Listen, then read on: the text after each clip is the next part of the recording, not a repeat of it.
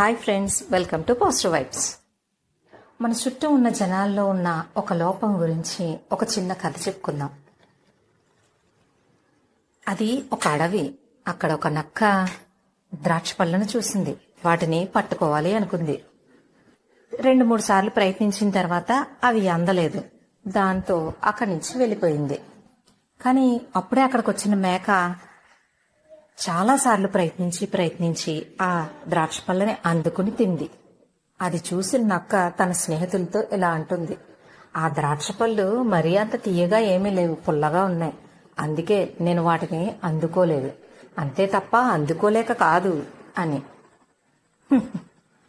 మన చుట్టూ ఉన్న చాలా మంది కూడా ఇలానే వాళ్ళు సాధించలేంది వాళ్ళ స్నేహితులు, బంధువులు, చుట్టాలు, తెలిసిన వాళ్ళు ఎవరో ఒకళ్ళు సాధిస్తే ఆ సాధించింది పెద్ద గొప్పదేం కాదు, అందుకే నేను దాన్ని పట్టించుకోలేదు అంటూ ఉంటారు. ఒక చిన్న మాటతో వాళ్ళు గెలుపొందిన విజయాన్ని అంతా కూడా తీసి పాడిస్తూ ఉంటారు.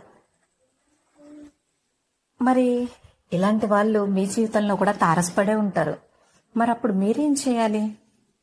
జస్ట్ ఇప్పుడు నేను నవ్వానుగా, అలాగే ఒక చిన్న నవ్వు నవ్వేసి వీళ్ళింతే, వీళ్ళని మనం మార్చలేము అని అనుకుని జస్ట్ లీవ్ ఇట్,